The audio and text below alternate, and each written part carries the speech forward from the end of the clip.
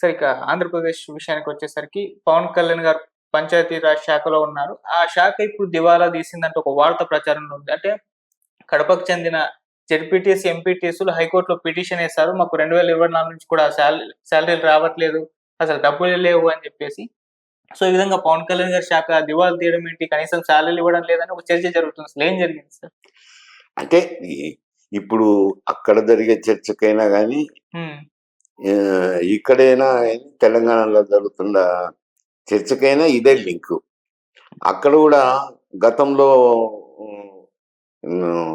వైఎస్ఆర్సీపీ ప్రభుత్వం ఉన్నప్పుడు బాగా అప్పులు చేసి వాళ్ళ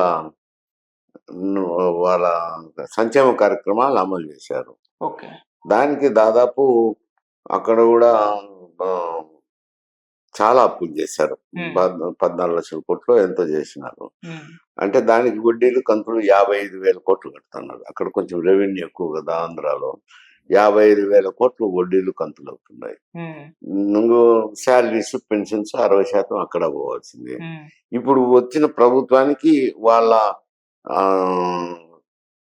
సంక్షేమ కార్యక్రమాలు ప్రకటించినారు కదా, అవి అమలు చేయటానికి కానీ అభివృద్ధి కార్యక్రమాలు చేయటానికి కానీ అక్కడ కూడా ఇబ్బందికర పరిస్థితి. ఎందుకంటే 55,000 కోట్లు వడ్డీలు జీతభత్యాలు పోయినప్పుడు ఇంకేం మిగులుతుంది? 10% మిగులుతుంది. అందువల్ల అక్కడ కూడా సేమ్ ఇదే పరిస్థితి. ఇక్కడ తెలంగాణలో ఏం పరిస్థితి ఉందో అతి పరిస్థితి అక్కడ కూడా అదే పరిస్థితి ఉంది. ఇంకా డబ్బులు లేకపోయి ఇటువంటి ఎన్ని ఇబ్బందులు వస్తుంటాయి.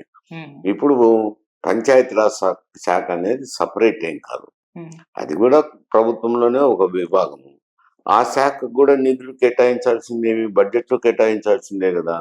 బడ్జెట్ లో ఆ శాఖకు కూడా నిధులు తక్కువ కేటాయించినప్పుడు ఈ శాలరీస్ ఇవి ఇవ్వాలంటే ఇంకా కొంచెం డబ్బులు తక్కువ వచ్చింటాయి, అందువల్ల నిలిచిపోయి ఉండొచ్చు.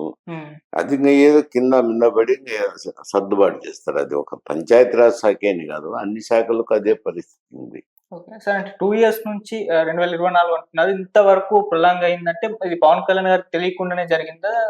అంటే నిధులు లేక డిపార్ట్మెంట్ వీళ్ళ శాలరీస్ ఇచ్చిండదు. వీళ్ళకి ఇవ్వకుండా ఉండలేరు కదా, ఎవరికి ఉద్యోగస్తులకి అయితే ఇవ్వకుండా ఉండరు. ఈ పంచాయతీరాజ్ లో ఉండే వాళ్ళు రాజకీయ నాయకులకు సంబంధించిన వ్యవహారం కాబట్టి కొన్ని రోజులు ఉంటారు, ఓపి పడతారులే అని వాది తాత్సారం చేస్తారు. ఉద్యోగస్తులు తాత్సారం చేసి దానికి వాళ్ళకు నెలలో శాలరీ ఇవ్వాల్సిందే కదా, తప్పదు కదా, వాళ్ళే ఇస్తారు.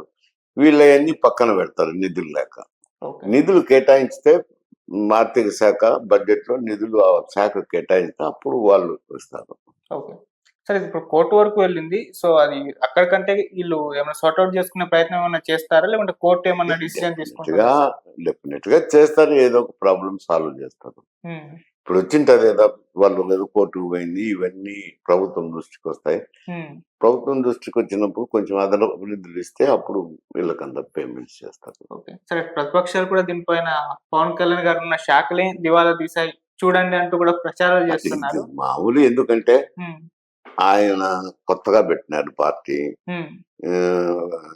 ఉప ముఖ్యమంత్రి అయినప్పుడు లైమ్ లైట్ లో ఉన్నాడు కదా, అతను కొంచెం లైమ్ లైట్ లో ఉన్నాడు కాబట్టి అతని శాఖ మీద కేంద్రీకరించారు. మిగతా శాఖల మీద అంత ఉండదు కదా ఇంపార్టెన్స్.